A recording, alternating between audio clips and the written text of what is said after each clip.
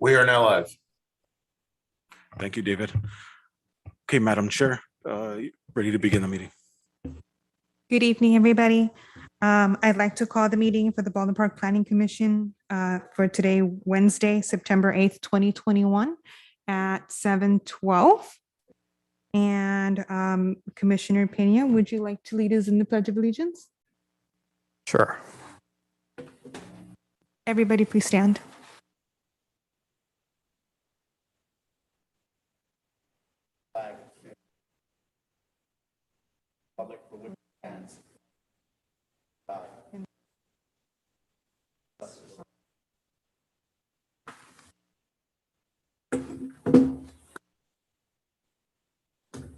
Thank you.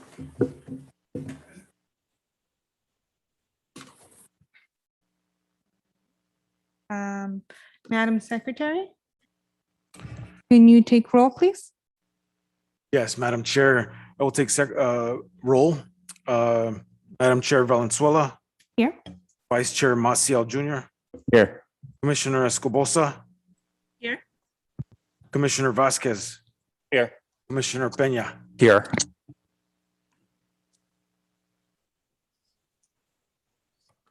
Okay, perfect. Now I'd like to see if we have any public communications.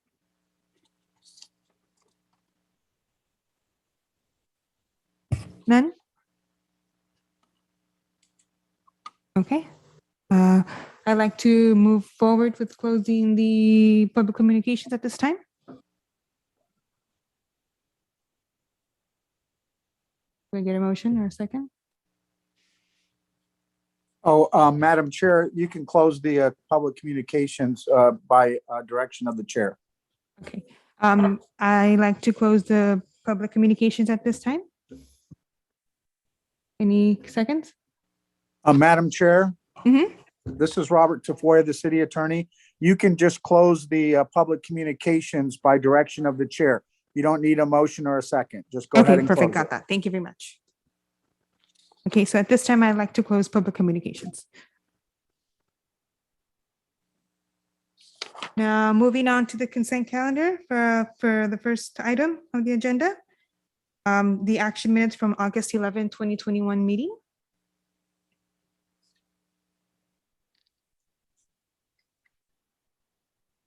I like to go ahead and open the comments to the commissioners. Does anybody have any questions or concerns regarding the minutes?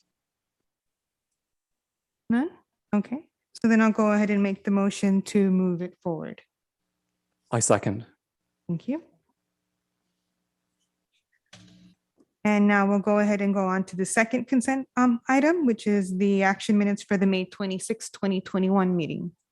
Any questions or concerns regarding that meeting? Those minutes. I have a question, and this is for our esteemed city attorney. Is there any precedent for commissioners approving minutes from a past session of our, I guess, past commissioners? Well, I think we do trust them all, but is there, I guess, is there sort of any type of contradiction or I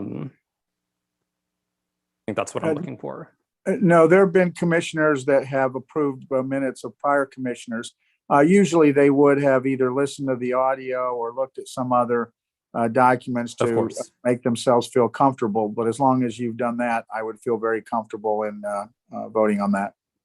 Thank you. Okay, thank you. No further questions. All righty, so do I have anybody with a motion to proceed with the minutes from the May 26, 2021 meeting? A motion to move it forward. Okay, second? Second.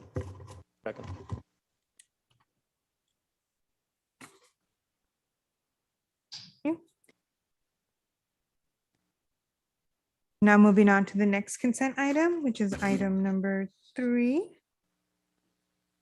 I'm sorry, and then also a point of clarification. Since we did have a motion, right? This is for a city attorney, then do we have to vote on it, or is this by just, I guess, unanimous consent by not saying anything? Usually you'll ask for a motion and then get a second. And if there's no objections, then you can consider that matter passed unanimously. Although if you wish, you can certainly ask for a roll call, but it's not necessary as long as there's no objection. Of course. If there is objections, then there needs to be a roll call. Great, thank you. And by the way, Madam Chair, the consent calendar are items 1 and 2. We're now under public hearings. And so for a public hearing, you will need to open the public hearing, ask for anybody in favor of the item, then ask for anybody against, and then have to close the public hearing. And then you can have discussion by your commissioners. Perfect, thank you. Okay, You're so welcome.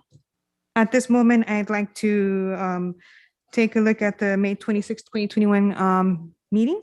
At this moment, I'd like to open public hearing for anybody in favor of the minutes. Oh, no, I'm sorry, Madam Chair. That number 2 is still the action minutes, which is a consent item. I thought Okay. you had passed item number 2. So pass number 2.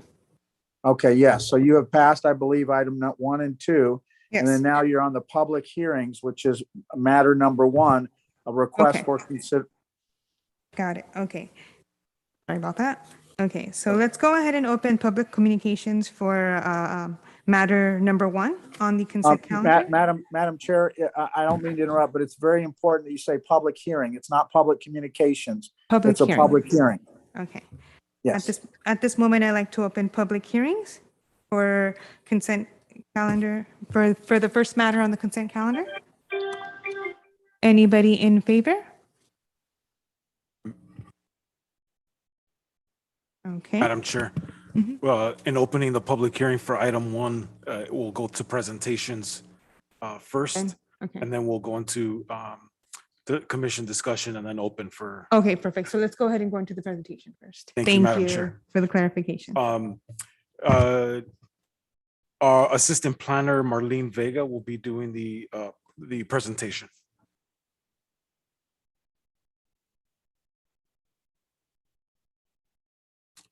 Yeah, David, if you can pull up agenda item 1, public hearing, PowerPoint.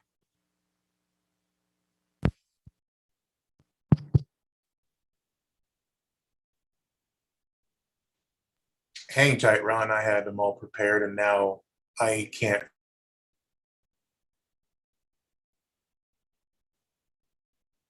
One moment, please. No problem, David. Thank you.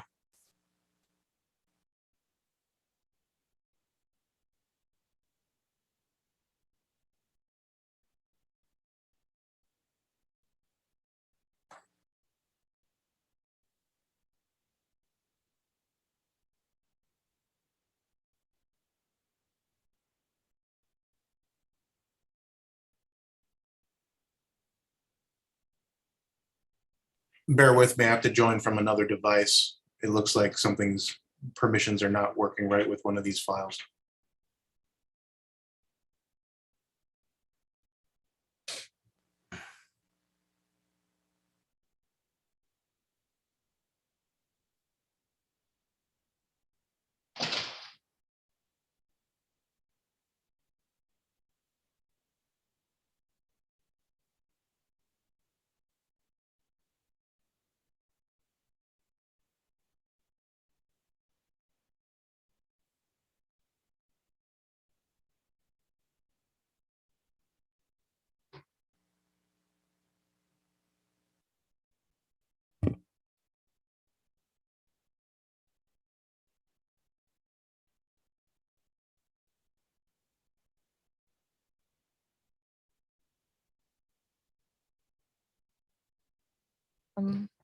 Good evening, Honorable Chair and members of the Commission.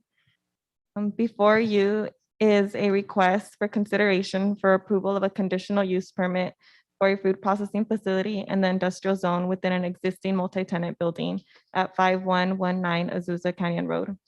Staff has determined the case is exempt from the provision of CEQA pursuant to Article 19, Section 15301, Class 1 existing facilities. Next slide, please. The general land use destination of the subject property is general industrial and the subject site is zoned industrial. The subject site has also industrial zone parcels to the north and west, and to the east abuts the city of Irwindale. and single-family residential zoning to the south. Next slide, please. Isabel Gourmet Delicacies is requesting approval of a conditional use permit to allow for a food processing facility within an existing multi-tenant industrial building. The applicant is proposing to process food products that consist of pastries such as cookies, mooncakes, and egg tarts. The facility will begin with operation with 12 employees and foresees to hire an additional 9 employees. The hours of operation will be Monday through Friday from 8 a.m. to 5 p.m. According to the site plan provided, the subject property has 122 on-site parking spaces, meeting the required parking of 114 spaces. Next slide, please. The applicant is proposing to modify the existing floor plan to include a cooler and baking area, and to include a cooler and bakery of 8,440 square feet, while occupying Unit A, which is a total of 48,893 square feet. Since the release of the agenda, there was a discrepancy between the total square footage of the bakery, which was written in the staff report as 7,950, and since then has been corrected to the correct amount of 8,440. Next slide, please. Staff did not receive any letters of concern in regards to the proposed conditional use permit. To conclude, staff recommends that the Planning Commission approve Resolution PC 2108, approving CP 21-02. I'm available to answer any questions from the commission, and the applicant is here for any questions.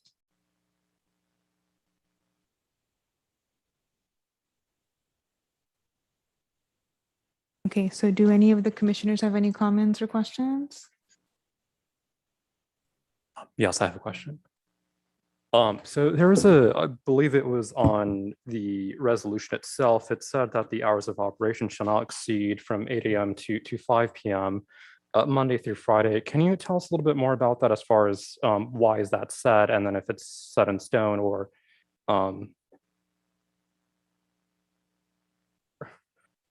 Yes, Commissioner Peña. So those are the hours of operation, and the applicant is present for any further insight on those hours of operation based on their how they operate with the bakery. Typically, when provided with the hours of operation, we condition those so that way if there's any amendment that needs to be made, for example, if it went to 24 hours, that it could be reviewed by the commission for further review. So we've conditioned that as provided by the applicant.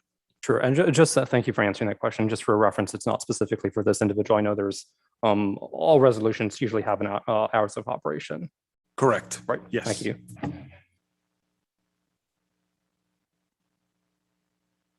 Okay, and now we'll move on to go ahead and open public hearing for the public.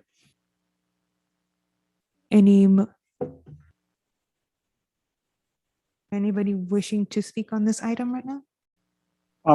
It's usually best, Madam Chair, to ask for anybody in favor and then ask for anybody against. Okay, anybody in favor of the item? Okay, And again, Madam Chair, there is the applicant if they would like to add anything to the request, but if not, we can move forward. okay. Anybody against it? No? Okay, and then the applicant? Have anything to say? If the applicant wants to speak, in the public hearing, the applicant needs to speak either in favor or against. Okay. Would you like to speak in favor? Turn on the.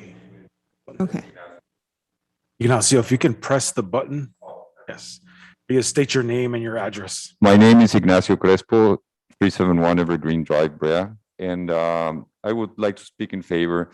It's a great project for the city. Isabel Gourmet Delicacies is an established warehouse in your city, and now they're expanding their operation to add one processing line in the building. It's within the facility. There would not be any construction outside of the building walls except for a compressor room they're building. And this will bring new jobs to the city that would be really good for them. That's all I have. And thank you for all the staff members that helped to move this project along. Thank you. Now, is there anybody against it? No? Okay, so I'd like to bring it back to the commissioners. Any questions? Madam Chair, then go ahead and close the public hearing now. Okay, so I'll go ahead and close the public hearing. And now I'll bring it back to the commissioners. Any questions or concerns? Okay, so then I'd like to go ahead and motion to approve. I'll second it. Correct. Any objections? No? I see none, so Well, let me take roll. Hold on one sec, sorry. I'll take roll. Sorry about that. That was seconded by Commissioner Maciel. Maciel. Thank you. Okay, Madam Chair Valenzuela, Yes. Vice Chair Maciel Jr., Yes. Commissioner Escobosa, Yes. Commissioner Vasquez, Yes. Commissioner Peña. Yes. Motion passes. I would also like to add that. Oops. I would also like to add that there's a 10-day appeal period from the date of this approval to the city council. If the 10 days surpasses, it's deemed approved.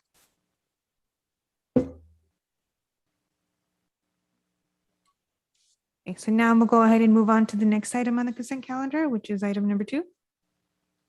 Yes, associate. And this is on the public hearing calendar, Madam Chair. It's just because these are public hearings. And so it's very important because these are required in order to pass these. So we finished with the consent calendar. There's no more consent calendar. These are all public hearings now. Okay, Thank you, Madam Chair. you're welcome. All right. Item number 2, please. Thank you. Yes, Associate Planner Melissa Chipris will be providing the presentation.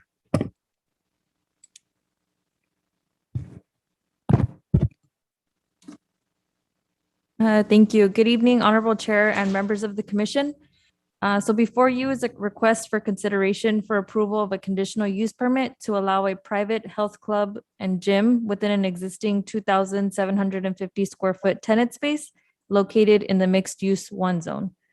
Next slide, please, David. Thank you.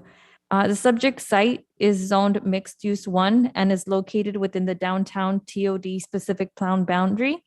And the site is also surrounded by mixed use 1 zoning to the northeast, south, and west. Next slide, please. To provide the commission a brief history, so Journey Fitness began operation in the city of Baldwin Park in March 2015.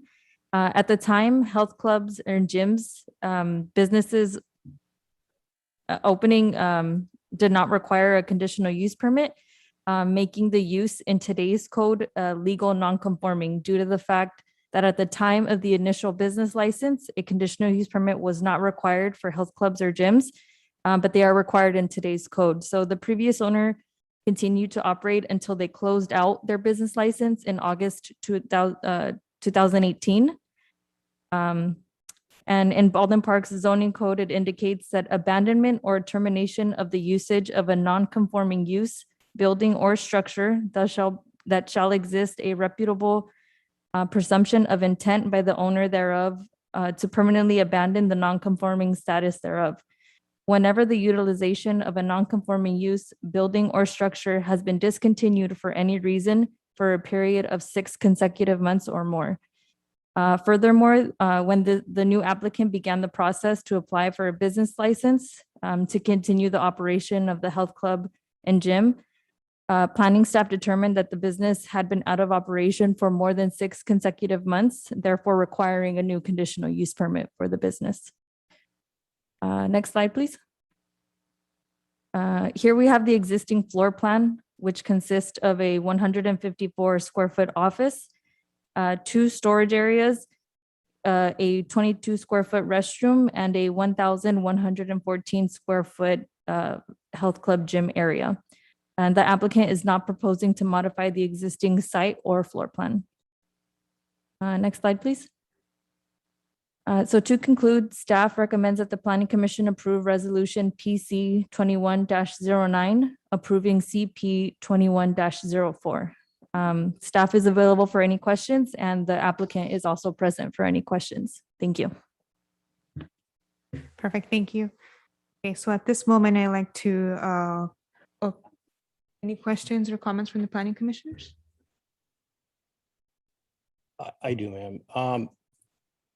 Ron, can you confirm, understanding this, the business has been operating since 2015.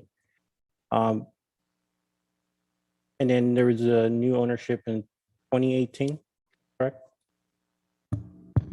Yes, Commissioner. So they did begin operation in 2015. In 2018, the previous business owner closed out the business license. Yes, and then the new owner, which came in, correct me if I'm wrong, in 2020. So it had been more than 6 months since the business was operating with the with an approved business license, which is what triggered the conditional use permit application to be required. Thank you. Sure. So if if the business started around 2020, so then it was required to do a conditional use, conditional use permit, right? But I understand that the business has been operating for almost since we're almost at 2022. So did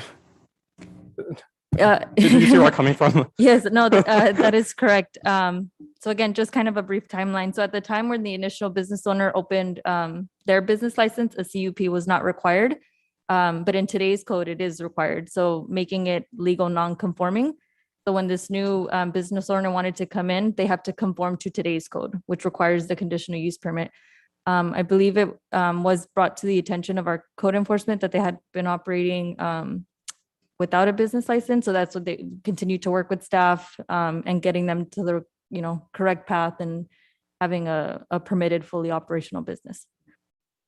Thank you for that, Melissa. And also to add to that, Commissioner Peña, is as Melissa noted in her staff report, that that set off the domino is that time that the business was closed. Sure, the 6 months, right? Exactly. Yes. Sure. I mean, not to be blunt. So the business was operating legally without a business license, but also without a conditional use permit, correct? That is correct. Okay. And in good faith effort, and they've reached out to staff and correcting the issue would essentially before you, if they were to obtain approval, would essentially bring them up to code and operate as they were operating before under the legal non-conforming status. Sure, but that trigger of as far as sort of good faith was due to sort of code enforcement, right? Yes, yes. So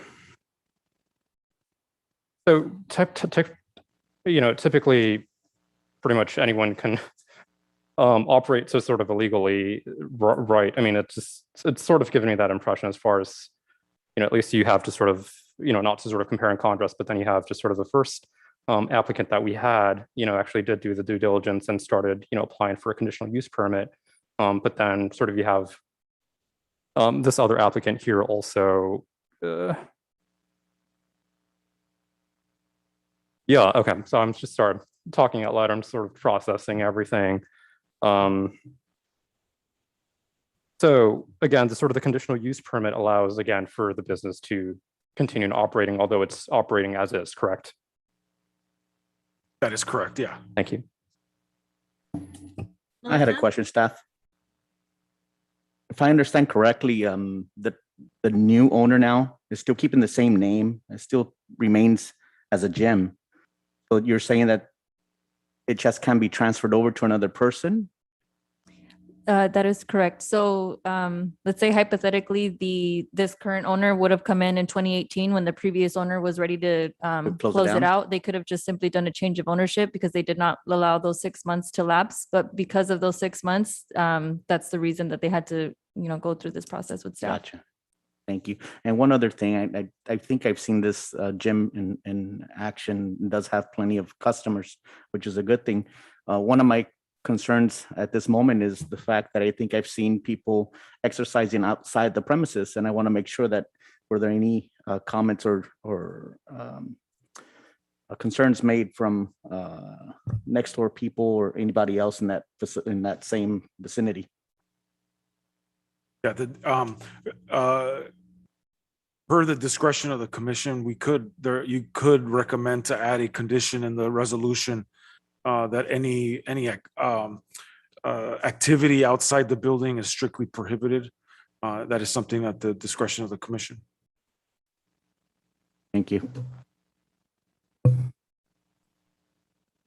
All righty, so at this moment, I like to I'm sorry, open public, Can you hear me? public hearing. Anybody in favor of the motion?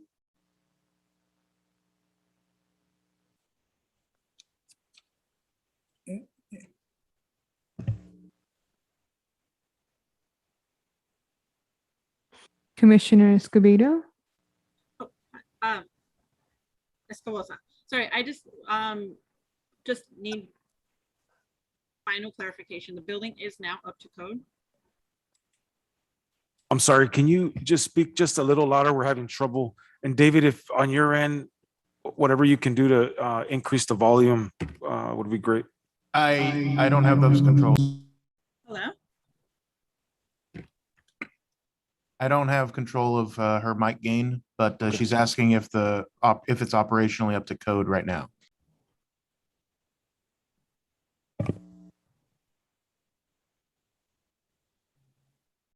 Hello? Just a second, Jen. Thank you. So Commissioner Escobosa, the applicant was advised until they were provided with approval of a conditional use permit to operate. Again, this was working in conjunction with code enforcement to try to get them legal by way of getting an approved conditional use permit. At this time, in our last contact with the applicant, they should not be operating. Any other questions or comments, commissioners? I do, Madam Chair. Ron, you said at this time they should not be operating. Is that correct? Correct, because there's no active business license or have not received, obviously before you is the approval of the conditional use permit. Okay, and can it be confirmed that business has not been operating? The applicant is present. I would advise that we hear from the applicant. Thank you. Okay, so we'll continue with public hearing. Anybody in favor of the item? Please state your name and your address, please. My name is Jose Lozano. I'm the applicant. Address is 1-1 South North San Gabriel. I believe that this is actually something great for the community. Also, it's a private facility, so we're very in charge of anyone that walks in.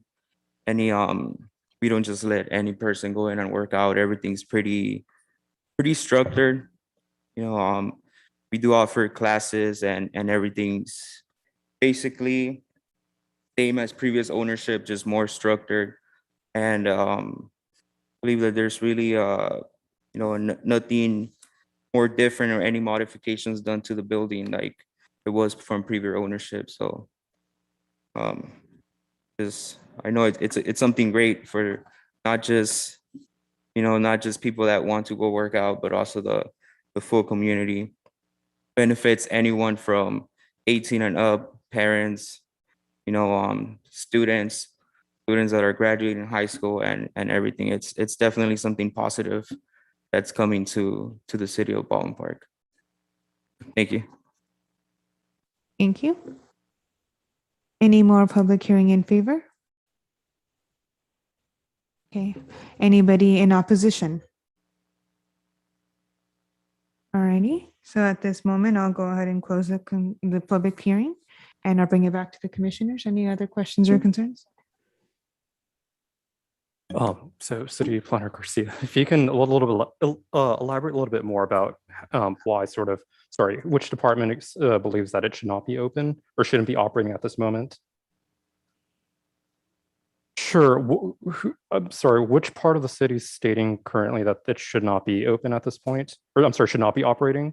So in collaboration working with code enforcement, that's how Okay. this kind of all came about.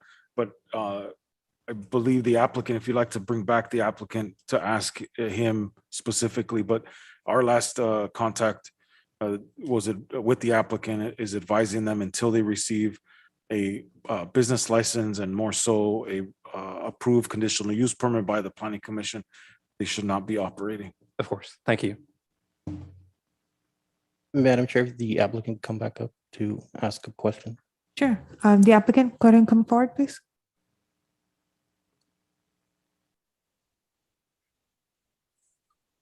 Yes, Mr. Lozano. So the question was, have you been operating while your permit has been in process? I was at first when I wasn't aware of everything, and then I did get I got a warning letter or a note. So that's when I started processing my CUP and everything. So we did get an architect to everything to come back and do. And I was told since it was a change of ownership and it was an existing business that really not much needed to be done besides just turn in that CUP. So we did turn that in, did everything that had to be done for that. Thank you. I have a question also, Mr. Lozano. Like I stated earlier, I've seen it in operation years back, and I clearly remember people running, I guess, in front of other businesses. To me, that's a concern where the moment they step outside of your facility, you're no longer liable for those people that are still working out. So I would ask if you could please keep people inside your facility and working out inside at the times that they're there. Okay, That's possible. I wasn't aware of that until now, so we'll definitely do that. Thank you, Mr. Lozano. I'm sorry, one more question. Mr. Lozano, so I understand you have Journey Fitness, but you're also operating currently a restaurant, correct? Under the same name? Correct. Okay. It's not the same name. It's cafe at the end, so it's definitely both of them are different, separate. They're both done as a sole prop, so they're all different. Is that going to be, for my purpose of educate myself, is that two different license? That was This is already processed and everything. Yes, so the applicant did come in and they worked with business license. I believe they're going on a few weeks now, but they have gotten their business license signed off for the restaurant. It is two different locations. It is under different names, but he would be the owner for both of them. Yes. All right. Thank you for that clarification, because I wasn't sure if it was within the same building that we're discussing right now, or at least the same space. Also like to add that restaurant uses are not discretionary uses that are brought forward before the commission for their consideration. So per the municipal code, a restaurant such as the one that they're recently taking over is allowed by right in the code. Thank you.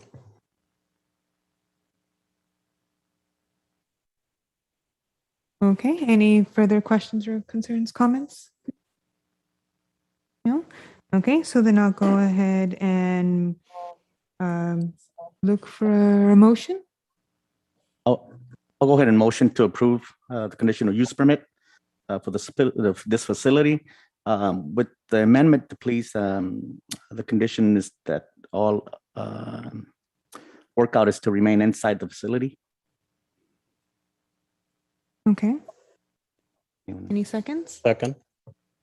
Okay, motion. Go ahead and take a roll, please. Yes, thank you.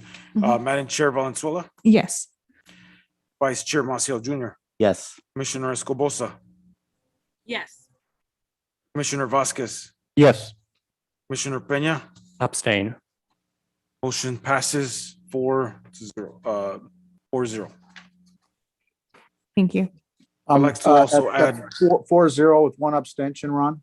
Yes, 4-0 with one abstention. Thank you, Mr. City Attorney. I'd Thank also you. like to add that this application, such as the one that was previously heard by the commission, there is a 10-day appeal period in which the commission's decision may be appealed to the city council.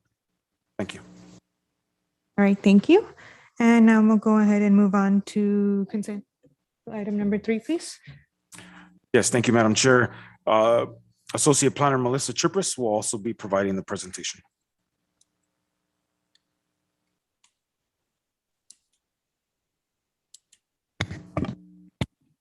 Thank you. Okay, so before you is a request for consideration for a conditional use permit to allow a type 20 off-sale beer and wine alcohol beverage control license in conjunction with an existing convenience store located in the freeway commercial zone pursuant to table 153.050.020 of the city's municipal code. Next slide, please. The subject site is zoned freeway commercial, is approximately 15,809 square feet and is irregular in shape. Next slide, please. The Stop and Save convenience store has operated in the city of Baldwin Park since October 2011 with the existing hours of operation of 8 a.m. to 9 p.m., 7 days a week. Pursuant to section 153.120.050, section A of the Baldwin Park zoning code, any establishment, business, or facility that does not currently sell alcoholic beverages or a request to increase of alcohol license type is required to obtain a conditional use permit. A type 20 license allows the operator retail sales of beer and wine only. The applicant is not proposing any modifications to the existing building or site, and staff has reviewed the application, and it is of staff's opinion that the request for the off-sale beer and wine is in accordance with the Baldwin Parks Municipal Code and will not be a detriment to the community. Next slide, please. The applicant is not proposing any modifications to the existing building or site, and staff. Oh, sorry. Next slide, please. Okay, the subject property is located in Census Tract 4047.02. According to the Department of Alcoholic Beverage Control, this particular census tract is allowed 5 on-site sale and 3 off-site sales of alcohol licenses. Currently, there are 6 existing off-sale outlets within the subject census tract. Next slide, please. Here, staff has included a map that indicates the location and distances from the proposed convenience stores ABC license and the existing ABC licenses within that census tract as well.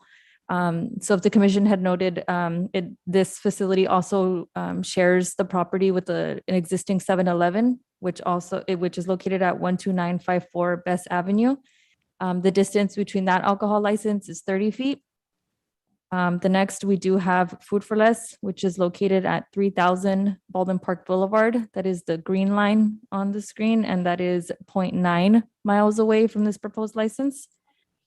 We also have Smart and Final, located at 3123 Baldwin Park Boulevard, which is the teal line on the screen. That is 0.8 miles away from the proposed license. We also have CVS Pharmacy at 3151 Baldwin Park Boulevard, which is the purple line. That is located 0.9 miles away from the proposed license.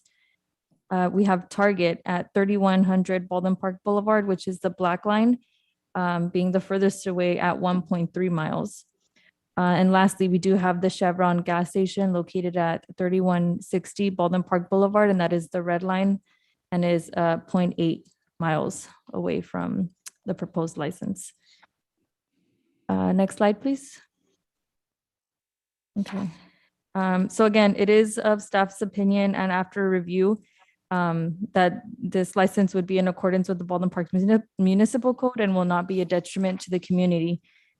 So staff does recommend that the Planning Commission approve Resolution PC 21-10, approving CP 21-05. Staff is available for any questions, and the applicant is also present for any questions. Thank you. Okay, thank you. At this moment, I'll go ahead and open communication for the commissioners. I have a question for staff. For this particular track, you said 5 are allowed, but we have a total of 6. Can you explain that again to me, please? So ABC allows 5 on-site sales. So that includes restaurants, restaurants, and then 3 off-sale. So convenience stores, retail shops, like that. So it's 5.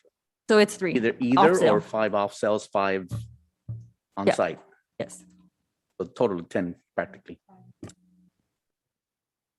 So Commissioner Maciel, so So there's in that designated census tract, there's two types of licenses that are allowed with the maximum number.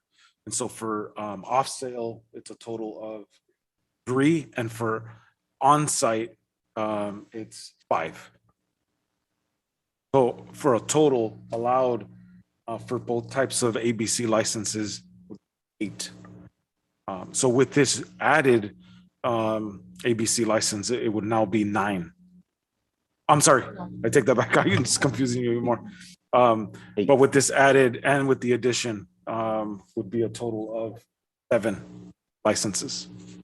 So they already exceed the number of allowed for off-sale alcohol, which is a total of 3.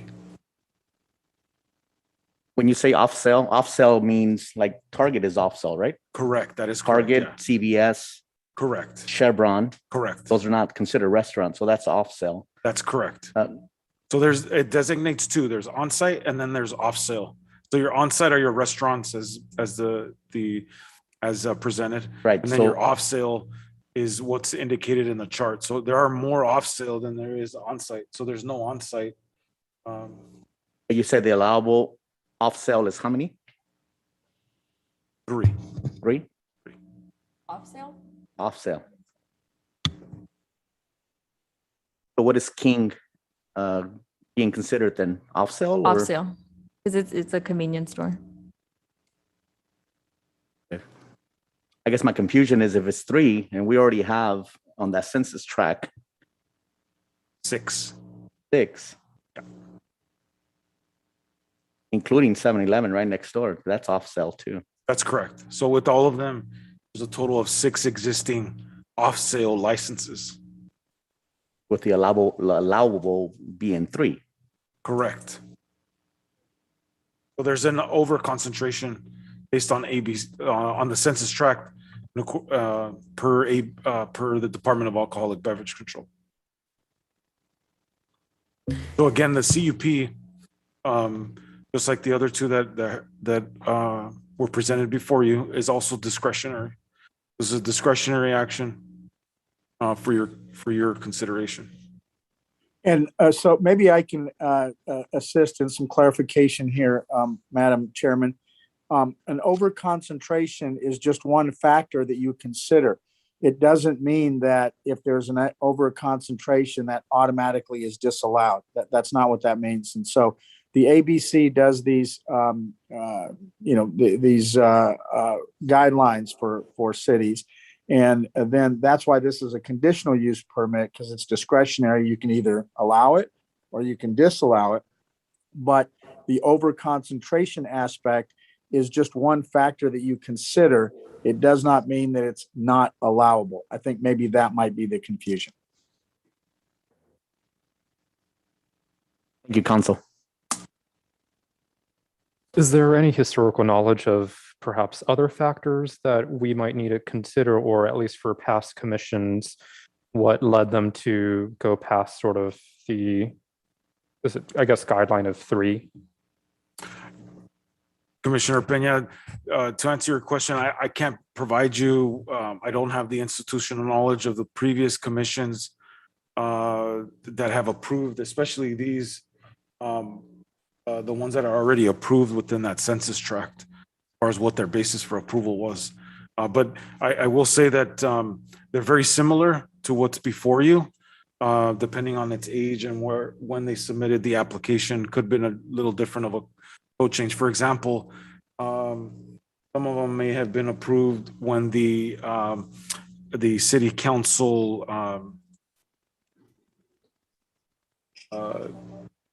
alcohol policy was approved by the council at the time, which only allows, which essentially as the plan as presented by staff, is that in order for you to have an off-sale ABC license, you can't bring it in from outside the city. It has to be an existing one from within the city limits, and essentially relocating it. So you're not essentially adding, you're just kind of reshuffling those existing licenses within the city.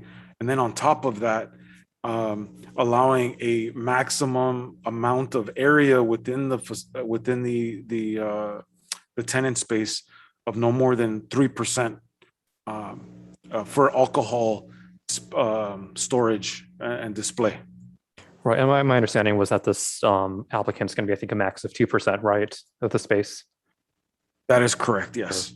And then another question for the staff is that, so I recognize that it doesn't have any adverse effects to the community, and I completely agree with that, just given just 2%. However, how's that determined when it's adverse or not adverse to our community? Mr. City Attorney, if you want to chime in on this one, but again, it's at the purview of the commission. There are findings, as the city attorney has mentioned. There are findings in the resolution, and I'll note is on page 4 of the Planning Commission resolution. There are a total of 9 findings. And again, based on our review of the application and based on the percentage, as you mentioned, Commissioner Peña made that determination. But again, at the purview of the commission, you can make any one of those findings as long as they're made from the findings that are indicated in the resolution. That could be different from what staff recommended. Yes, Thank and you. if I may, Madam Chair, as Mr. Garcia said, I can shed some light on that. Usually, when staff makes a determination that it's not adverse to the community, they will look at sort of the prior history. They'll look at the fact that there is an overconcentration. They'll see whether or not that overconcentration has caused problems in the community, such as, increased crime in the area, or loitering, or abnormal traffic patterns, things of that nature. And if staff looks at all those factors and sees that that is not occurring, they will usually make some kind of determination like what you see today, which is that there's no adverse impact on the city. So a lot of different factors go into that, but that's generally, some things that the staff would look at before making that determination. Thank you. Any other questions or concerns? No, I do have one question though. You mentioned this business has been in place since 2011. Had they ever in the past apply for a liquor license at all? I can go ahead and refer to the applicant for that. I'm not too sure.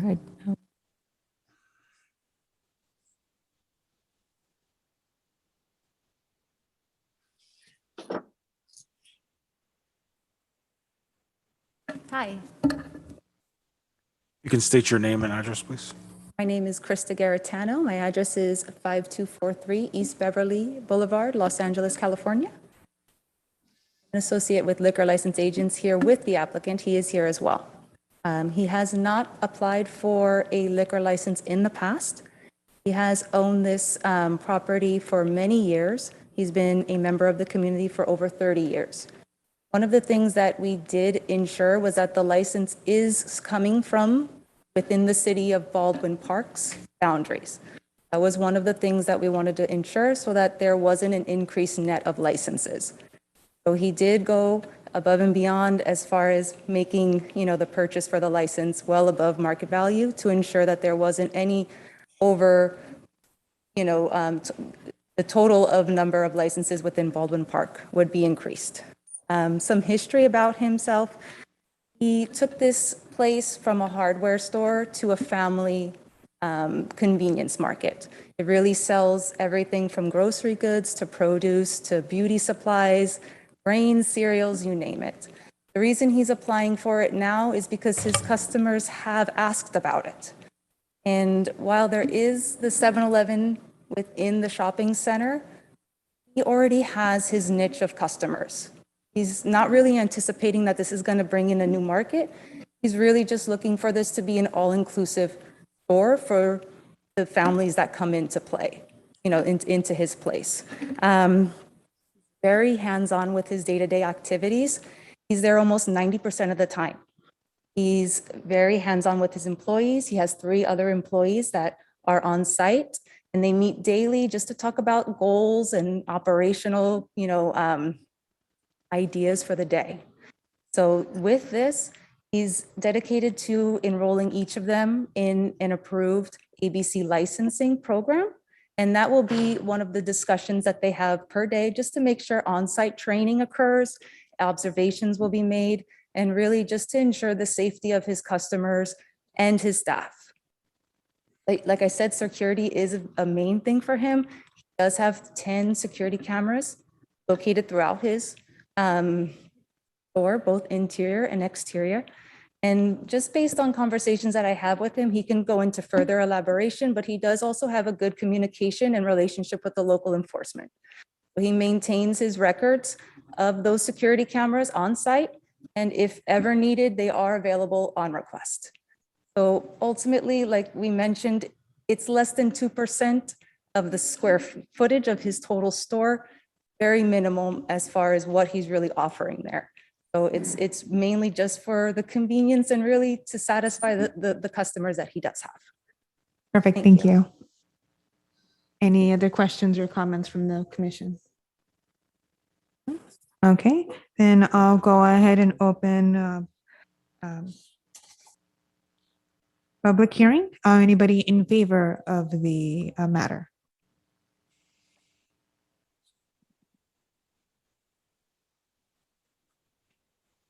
Don Rios, resident. I've been going to his store. Oh, I've been in Ballpark 45 years. I've been going to him the past 10, 15 years. He's always courteous. He's always kept his place up to date. You know, there's graffiti sometimes and everything. Right away, he'll take care of it. It's always cleaning up in the inside and the outside. Would be a good revenue for the city too. Something that we need for the city right now. That's all. Perfect, thank you. Questions or anything? Thank you. Okay, anybody else in favor?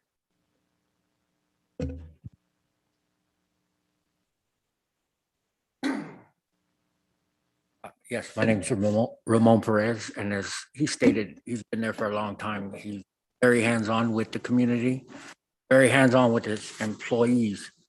He's the only person I know that would take time out when the pandemic hit. His former employees that came down with it, went, bought groceries, took it to their house. So he's very, very, engaged with the community. His former employees, current employees, customers, everybody respects him. Matter of fact, a lot of his customers don't even know he's the owner because they see him out there cleaning, sweeping the floors in the parking lot, in the store. They think he's a box boy there. But he's very respectful to everybody. And I know all of his customers that go there appreciate him, and we could use something a little bit extra there so we don't have to go to another location to get any alcohol beverages or anything such as that. Thank you. Okay, any else in favor? Anybody in opposition? Okay, I see none. I'll go ahead and close now the public hearings. Now, bring it back to the commissioners. Anybody have questions or concerns? No? Okay. Madam Chair, I'll make a motion to go ahead and approve. I'll second. Perfect, thank you. Can I get roll call, please? Madam Chair Valenzuela, Yes. Vice Chair Maciel Jr., Yes. Commissioner Escobosa, Yes. Commissioner Vasquez, Yes. Commissioner Peña. Yes. Motion passes. Again, this application has been approved by the Planning Commission. There is a 10-day appeal period in which the commission's decision may be appealed to the City Council. Thank you. And for the record, Mr. Garcia, the motion passes 5-0. Thank you, Mr. City Attorney. Thank you. Perfect, thank you. And we'll go ahead and move on to the next consent on the calendar, which is item number 4.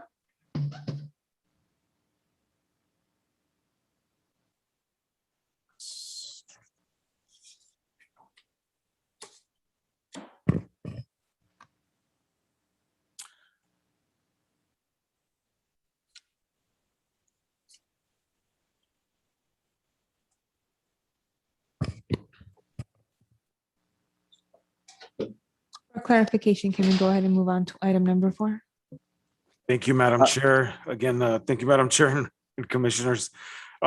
Before you, the request for consideration of an amendment to the City of Baldwin Park Municipal Code, Chapter 127 and 153 related to commercial cannabis to reduce the distance requirements from 50 feet to 20 feet of a cannabis distribution facility to a dwelling unit within a residential zone, and also request an increase of the maximum size of a cannabis distribution facility from 22,000 square feet to 40,000 square feet.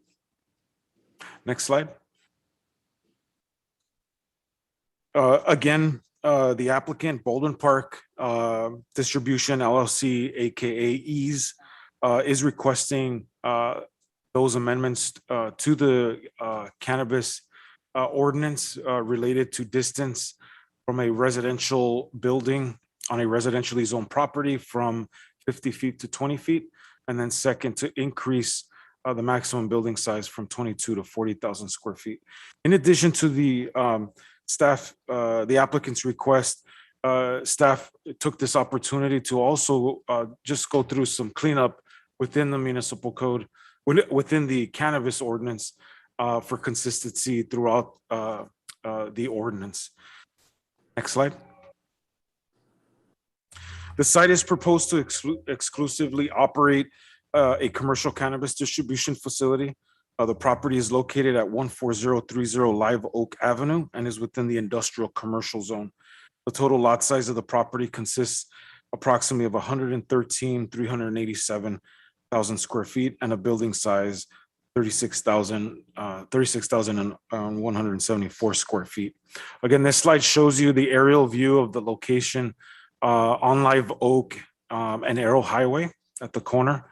And it's identified in the yellow area. And then to the right of that is this is what we use as a general overview of the cannabis, call it a cannabis zoning map, which identifies the areas that allow for cannabis use. So you can see that in the green area along Live Oak and also abutting residential uses to the south. Next slide. To provide some context to the commission on a history of the cannabis ordinance, just recently, the most recent change to well, let me first start off when the cannabis ordinance was adopted in August of 2017. The council adopted to allow for medical adult use of and manufacturing. I'm sorry, let me take that back. For adult cannabis of manufacturing, cultivation, and distribution. And then the most recent code amendment that happened was in 2019. The council approved Ordinance 1442 and 1443. And there they reduced the distance requirement from 50 feet to 25 feet from a dwelling unit to a manufacturing use for the production. It's a very specific change here for the manufacturing of edible products. So that changed, and also use that opportunity to clean up some other areas of the cannabis and ordinance for consistency. So that was done in 2019. Next slide. To highlight the request, the facility is approximately within 27 feet and 47 feet of a residential dwelling unit on a few of the residentially zoned properties. And in order for the applicant to apply for cannabis permit, obviously the municipal code must be amended to allow for that reduction. Furthermore, the California Business and Professions Code sets distances and sensitive use restrictions for a premise license for commercial cannabis activity. Specifically, commercial cannabis licensees premises are not to be within a 600-foot radius from a school providing instruction in kindergarten or any grades, and also grades 1 through 12, daycare centers or youth centers that is in existence at the time that the license is issued, unless a license authority or local jurisdiction specifies a different radius.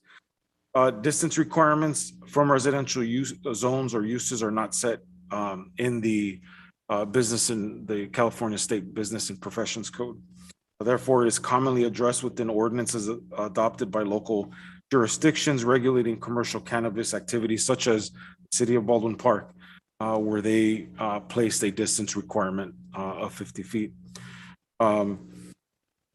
It is also common, again, for local jurisdictions to set varying distances or exceptions to distances depending on impacts to the surrounding community from the use.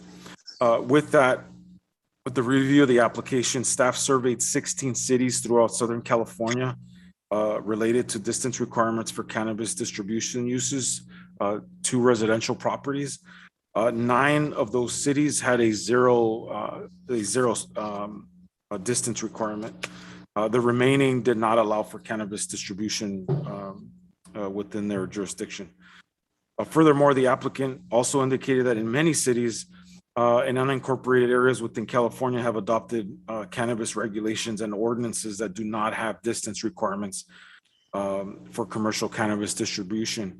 And those include, the cities of Williams, Arcata, Goleta, San Leandro, Costa Mesa, unincorporated Alameda County in Northern California, Imperial County, and LA County. In addition to that request, the applicant is also requesting again to increase the maximum allowed size of 22,000 square feet to 40,000 square feet for a cannabis distribution facility. The facility is again approximately a little over 36,000 square feet. And in this case, needs a code amendment to address that size limitation. In this case, the applicant also held a community meeting in preparation for the proposal on April 29, 2021 to inform the surrounding neighbors of their proposal. The applicant also completed door-to-door outreach on May 5th to all owners and occupants within 300 feet of the property. The community meeting notice as provided to the commission for their review, indicating the date of the community meeting that went out to those residents and occupants. And finally, next slide. Finally, should the Planning Commission recommend approval to the City Council, the modification will not affect the zoning or general plan designation of the subject property. And furthermore, the subject property would remain bounded by the development standards contained in chapters 153 and 127 relating to cannabis use. Staff recommends that the Planning Commission adopt resolution PC 2111 entitled the resolution of the Planning Commission, City of Baldwin Park, recommending that the City Council amend the city's municipal code chapter 127 and 153 relating to commercial cannabis use. That concludes staff's presentation. I would also like to add that Julia Silva, our cannabis city attorney, is present for any questions, along with the applicant is also present for any further questions by the commission. Thank you. Perfect. Thank you. At this moment, I'd like to open up communication for the commission. Any questions or concerns? I have a concern. So I don't know if there's anything we can help, but when I first read the agenda, it says Baldwin Park Distribution LLC. Now, someone in the community reading that, or is that something that people may take as our community, City of Baldwin Park, owns because it says Baldwin Park Distribution LLC?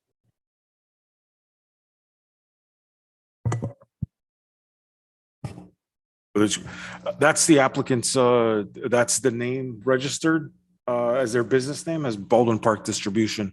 That's indicated in their application, and that's why it is noted in the staff report as the applicant.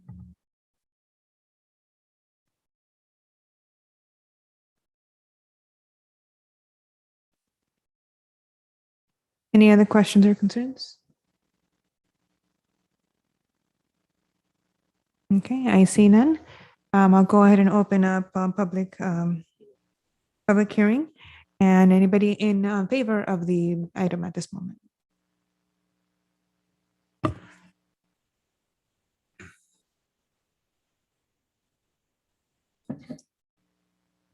David, if you could bring up the applicant's presentation.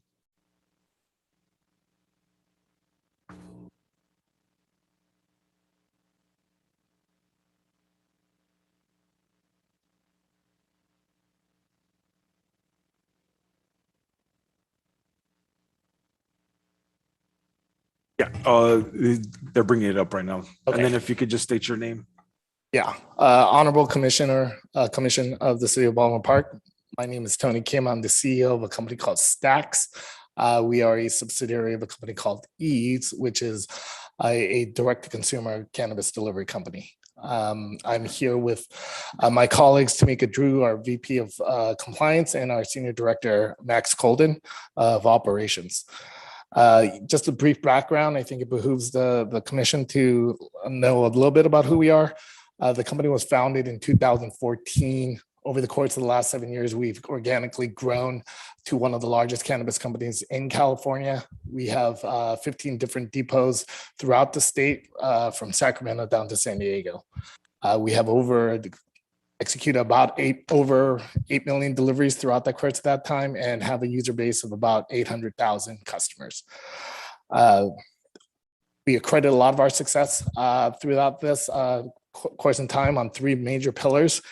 Compliance first. The company is a advocate adhering to compliance for obvious reasons, both on the state and local levels. We are advocates of giving back. You can Google our Momentum program, where we've created accelerator programs to help young entrepreneurs looking to get into the cannabis space. And finally, local engagement. We understand throughout the course of that we are dealing with local municipalities and will have an impact on that community. So we work very symbiotically with the city and hope to bring not only zero impact, but a positive one to the community around. That's through workforce trainings, mentorship programs, job fairs, etc. The reason we're here today is to advocate for the code amendments that Commissioner Garcia had gone through. We have located a location in Baldwin Park on 14030 Live Oak Street. The location is a little bit, it's 38,000 square feet with about 10,000 of office and give or take. And we have 2 hopefully minor adjustments there, was the code amendment for the setback as well as the total size. As Commissioner Garcia mentioned, we've gone through great lengths to make sure that the community was aware of this. We held a town hall. Nobody showed up. We went door to door, made sure we did this in English and Spanish so that everybody understood. We didn't get any negative. The only response we did get was a couple of people asking if we were hiring. So, so feel like it's a positive impact. And I just do want to mention that 22,000 square feet setback is a California rule that's really geared towards cultivation. This is a distribution facility servicing our own network of retail stores. So mainly dealing with packaged goods and just more logistics within our own system. That hopefully can grow, but that is the crux of the intent for that building. And so it's an ideal location, ideal property, and a local landlord. So we were happy to find that location and would very much like to propose that the commissioner approve the code amendments. We did present a whole slide presentation for you guys. I think my 3 minutes might be up, but if it makes sense and you guys would like to learn more, I could pass over my subsequent 3 minutes to my colleagues to kind of go into, we did some traffic search, impact, neighborhood impact, security, et cetera, et cetera. So I will let my colleagues jump in on that and be more than happy to answer any Q&A after. Wonderful. Thank you so much. If you could just move to the next slide, please, and maybe even the next one after that. Wonderful. I will just, and I know that Tony covered this, but I will just quickly kind of talk about our code amendment requests and just want to really thank the City of Baldwin Park and thank the Planning Commission for all of your hard work and ensuring that there's a path for cannabis companies to kind of flourish and thrive in the city. We are hoping to reduce the distance from 50 feet to 20 feet. And obviously the maximum size of the distribution facility from 22 square feet to 40,000 square feet. And this is really to just bring it into kind of being a little bit more in line with exactly what the state guidelines around distribution are, and really understanding that we are willing and committed to going above and beyond to ensure that we are implementing odor mitigation strategies. We really have amazing security at the facility as well. So we're going to be increasing safety in and around the facility and the neighborhood. And we're really, really committed to every single community that we enter to building a great relationship with the community and ensuring that we're working closely with the city to be great partners. We could move to the next slide, please. As we were really researching the city of Baldwin Park and trying to determine if we would be a great fit, we really found that the goals for the general plan within the city of Baldwin Park and our goals as cannabis operators were 100% in line, that nothing within the code amendment would adversely affect the surrounding properties or the community in any way. And it's also just in line with the general plan goals of Baldwin Park to be increasing industry and to be ensuring that we have consistency, and also that the city of Baldwin Park, the planning commission, and that the city council is really has the power to ensure that those development agreements have everything within them to make sure that there are really good, solid operators operating the city of Baldwin Park. And that's very much what we have the experience of being and what we look forward to being if we are able to come to a development agreement here after a code amendment is passed. Thank you so much. And I would like to invite Maxwell Colden up to speak just a little bit about our traffic circulation study and some of our other studies. Thank you so much. Good evening. Thank you for hearing us tonight. In speaking about the traffic impact, one thing I'd like to note that Tony said is this distribution facility is going to be for our own retail network. So we're not going to be doing 200 deliveries a day. We're not a distributor going out and trying to be the largest in the state. Our goal is to quickly and efficiently get product to our retail stores. As Tony mentioned, we have 15. So each of those stores has 1, maybe 2 deliveries to them a week. So we're talking about, at most 30 trucks going in and out for deliveries. And we wouldn't expect to receive more than 3 or 4 truckloads of product on any given weekday. So the traffic impact is going to be negligible. And we're going to be entering, from and exiting onto Live Oak Boulevard. In judging by everything that we have done, taking a look at the traffic studies, it is going to be a negligible impact, as well as for the surrounding neighborhoods as well. It's also very close to the 605, which is the freeway that we are primarily going to be using. It's a straight shot, just about a mile down the road. So we're not, taking long truck hauls down Live Oak Boulevard the other direction, and we're not going to be jamming up any smaller streets as well. We can move on to the next slide. So the neighborhood impact, one thing I'd like to really take note of is, a good security plan and security system is not one that responds well to an incident. It's one that prevents an incident from ever happening. And so we have a robust security plan that we're ready to implement once we know that we can get approval for the development agreement. And in doing so, not only are we going to make it very clear that that building is secure, but it's also going to prevent anything from happening through the property. There's some grass, as you could see previously on the map, where occasionally, some people enjoy sleeping. However, with the plan that we're implementing, we're going to have 2 security guards 24/7, one of which will be taking charge of the perimeter. The other is going to be taking a look at all the cameras, like I said, 24 hours a day, 7 days a week. So, we're excited to help provide a safe and secure location for not just our location, but our neighbors as well. And we're excited to bring, some more employment to Baldwin Park. Thanks. Thank you. I'm just coming up for any Q&A. Okay, perfect. Commissioners, any questions or concerns? Well, actually, these are questions for the staff or city attorney. So as far as the adverse, I'm not sure if sort of chime in, but as far as again, just sort of this, like the previous applicant regarding the alcohol license, this also states that there's no adverse effects to the surrounding properties. Again, that just want to confirm that that criteria was developed, or that opinion rather was developed based off of the findings of the fact. Is that correct? Yes, that is correct, Commissioner Peña. Right. Well, thank you. So given that there is no adverse effects, I will be voting in favor. 1 minute, we finished the public hearing. Oh, I understand, but I'm So saying. we did in favor. So anybody against the public, the matter? No? Okay, so then I'll go ahead and close out the public hearing, and then we'll go ahead and go back to the commission. And Madam Chairman, if I may, for just a minute, I think it's also important to note that the applicant did do a presentation, as I recall, before the city council.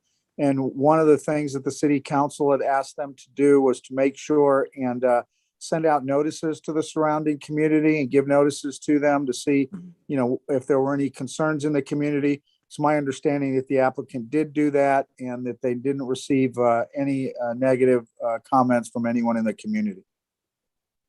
Okay, perfect.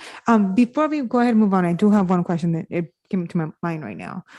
You guys said that you guys did reach out to the community in the area. How far, or what was the range of the community that you reached out to? We did a 300 feet radius from the property, from the back wall into the neighborhood. Into the neighborhood, so into the next major street, which would have been Olive? Shoot, I don't know what that street is off the top of my head. So there's Live Oak on the front facing side of the building in the property industrial park. And then there's the two side streets. And then the back wall is where it's the setback with the neighborhood. We did the 300 radius from Right both behind. sides and back. Okay, perfect. And you didn't get anything. No, and we did the town hall, nobody showed up, so we did one step further and went actually door to door and made sure we dropped off the flyer and information pathway, and they had any questions to contact either the company and or the city. Okay, perfect. Thank you. Madam Chair, I'd also like to add that in preparation for this hearing, all owners and occupants within 300 feet, as the applicant had indicated, also received a city notification letting them know of the code amendment. Staff did not receive any letters of concern, emails, or calls regarding the request. Perfect. Thank you. Okay, commissioners, any questions or concerns? I have one question. The security guard you're gonna have on premises, are they fully armed security guards for safety? Yes, they will be armed. Perfect. And I truly appreciate the fact that you guys have chosen a location that's further away from the schools where the previous distributor was actually located, because that was a real problem to have someone so close to Baldwin Park High School. I commend you for choosing a location that's more out in the industrial area. I think you're neighbors with Waste Management, if I'm not mistaken. That's correct. Yeah, but you guys chose a good location, so I commend you for that. I have no further questions. I have a question. This going back to security, are security officers is a proper license in California? I'm And sorry, I didn't make you out, Commissioner. I'm sorry, the security guards, are they properly licensed? Oh, yes, And of course. Licensed with PPO and security guard cards? Yes, of course. In fact, the Baldwin Park Distribution Center there would also be our central command center for all our locations. So there will be state-of-the-art video camera system, not only for the facility, but all our locations. So yes, this is at the highest level of security there. Thank you. Any other questions or concerns? I see none. So any look for motion? I'll go ahead and motion to approve. Second. Roll call. Roll call, please. I'm sorry, I didn't get the second. Second. Oh, Vasquez. Thank you, Commissioner. Madam Chair Valenzuela, Yes. Vice Chair Maciel Jr., Yes. Commissioner Escobosa, Yes. Commissioner Vasquez, Yes. Commissioner Peña. Yes. Motion passes 5-0. I'd also like to add, in this case, because it is a code amendment, the commission has voted to recommend that the city council approve the change, the code amendment. the final decision rests with the city council. So anyone wishing to know when the next, when this will be agendized for city council, to please contact staff. But our intention tentatively is to schedule this for October 6th, city council meeting. Thank you. Thank you.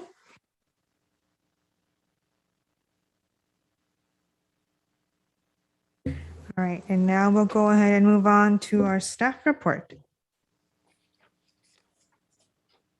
Thank you, Madam Chair, Commissioners.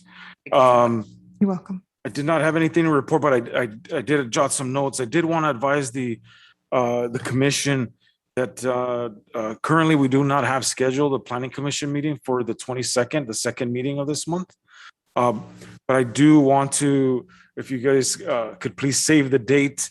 We have some really important meetings, especially scheduled for the month of October.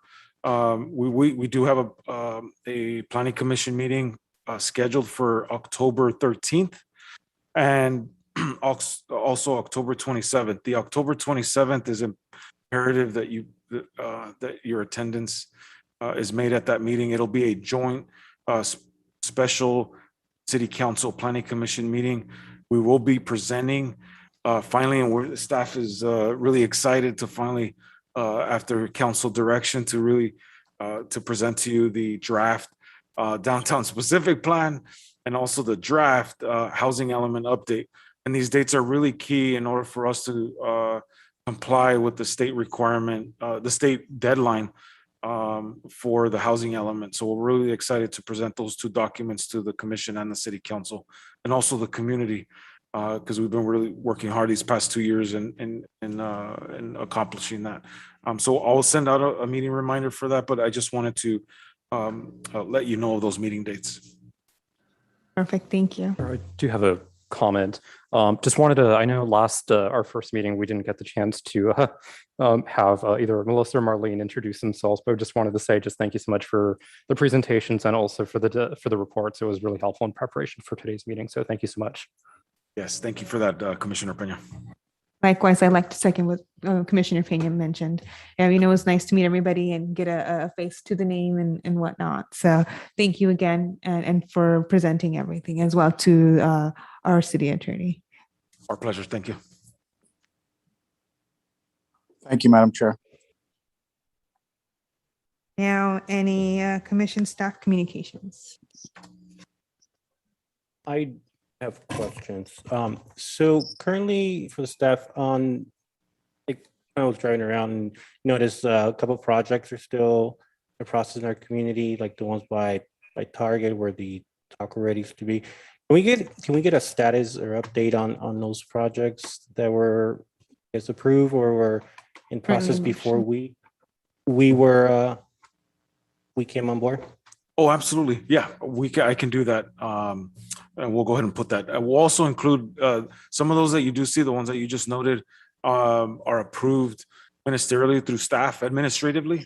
So some of those you'll find that do not require commission consideration, but more than happy to provide that status to you. And then please feel free to provide us with feedback on if there's anything missing that you would like to see on there as well. Thank you. Perfect. Any other comments or community? No? I see none.